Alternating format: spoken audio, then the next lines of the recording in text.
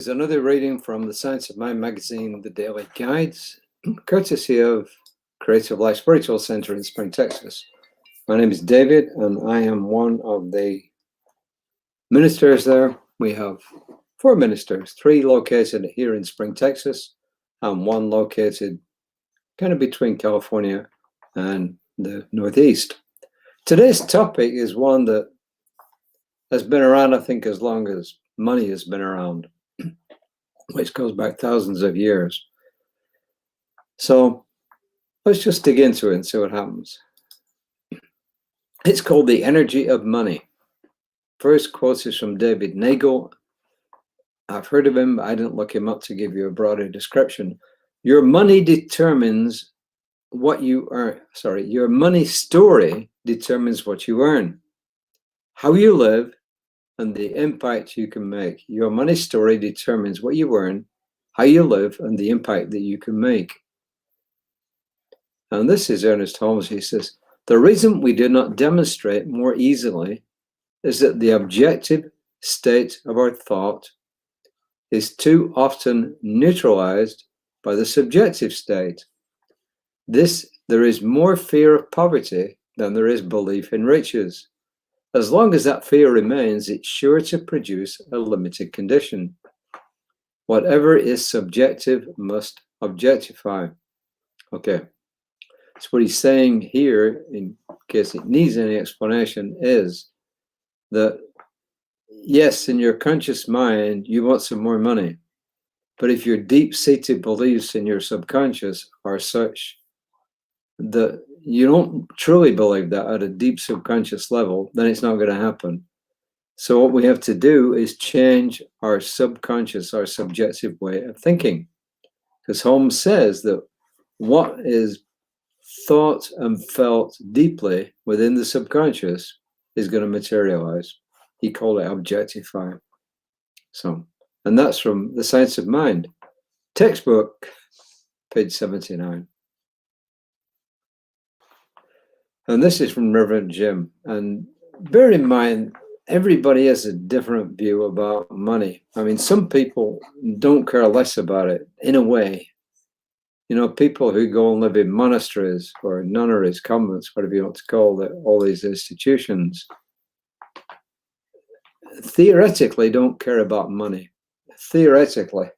But they do need money in this kind of society to get along. I mean, they can be self-sufficient to a point, but most people can't completely live off the grid. Even convents and monasteries cannot completely live off the grid.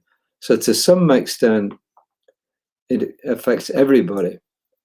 And if you dig deep down to it, you'll find that the belief of most monks and nuns is that there's always going to be a sufficiency of food, power, i.e. electricity, gas, water, etc. So if you dig down, you'll find at a subconscious level, they believe they're going to be provided for, which is the same thing really as this. And this is Reverend Jim. Of all the enabling energies in life, money is the one that you can count. Just as good health gives you more choices in life, so does a healthy bank account. An important thing to know about enabling energies is that they themselves do not have choices, but are responsive to the consciousness around them.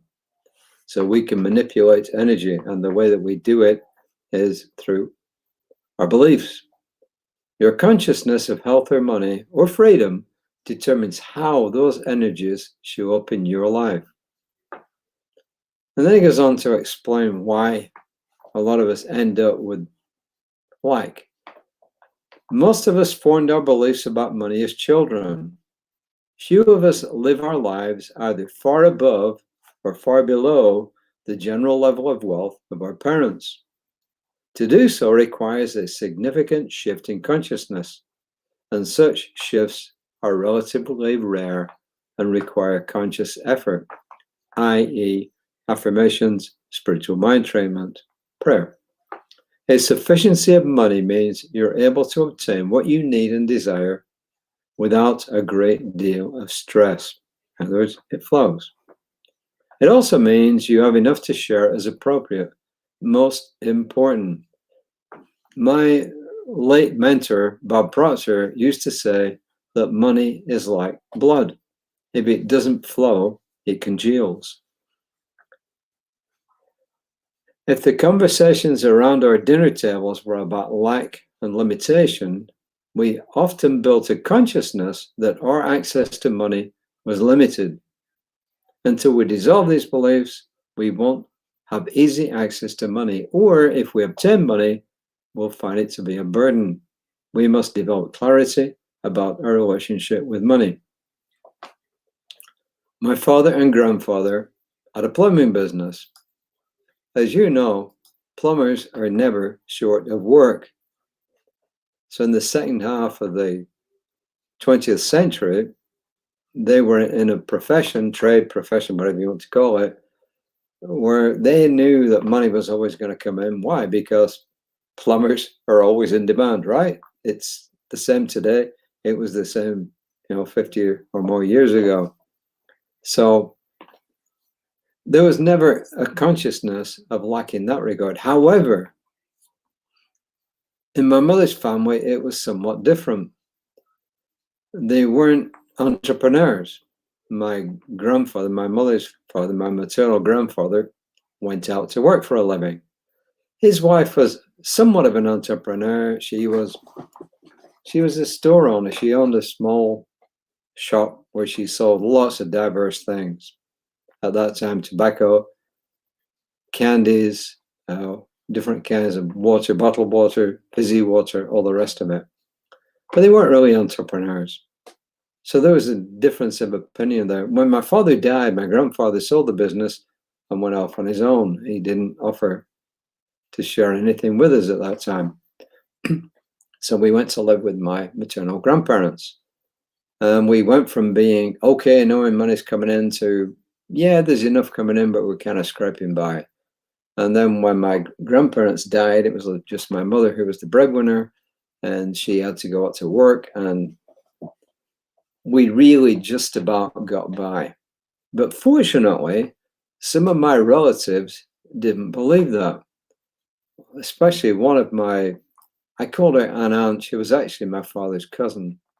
She and her husband had a good attitude about money. He had a decent job. He worked for Imperial Chemical Industries, and they went from living in just a regular house to a decent house in a decent neighborhood to an even better one. So they had a different view, and they always told me that if I got a good education, the world would be my oyster. So maybe that in a way was a limitation, because it kind of implied I worked for other people, but it did encourage me to get a good education and to go and work in as it turned out, eventually the oil and petrochemical industry. And yeah, I have made a decent living. So there were these two things going on in my mind.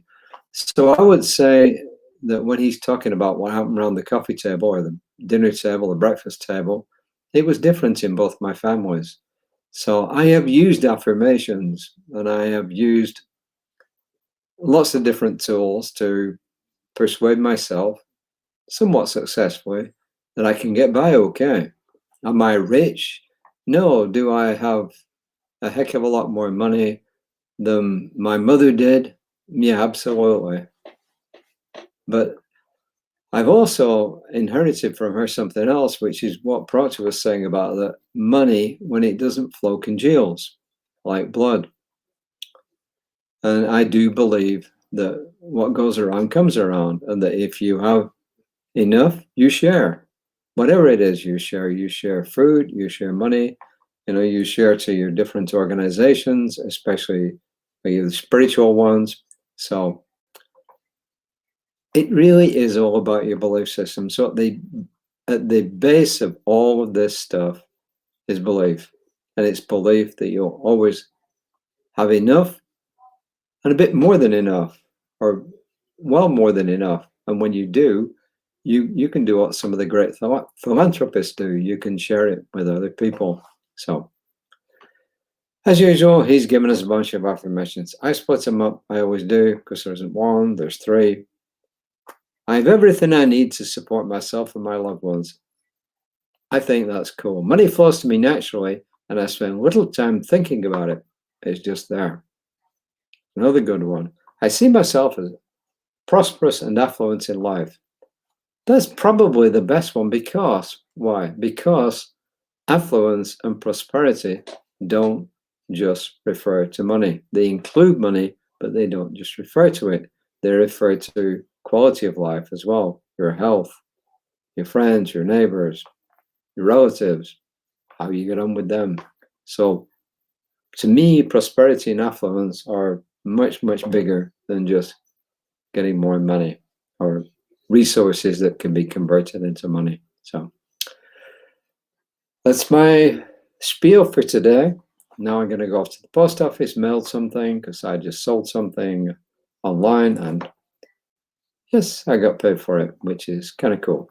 So Reverend Lisa will be back tomorrow morning at around 9:30. The recording of last night's Facebook broadcast on our soul session should now be available on our Creative Life Spiritual Center Facebook page. I know a lot of you don't like Facebook, but just go there. I don't think you need to be a Facebook member to go there. You can just pull up facebook.com and go there. And I think we're gonna try and put a lot of these on YouTube as well. Same thing with our classes. The ones that are not like intimate classes, like Bible study and so on, we're gonna also see if we can load them on a private channel up on YouTube. So if you've attended a class of ours, then you would in future be able to go and see repeat episodes of it. Just play it back whenever you want to. How about that? Take a deep breath. Let it go. Life is good. Whenever I complain, my wife always reminds me, thank you very much. I have no complaint whatsoever.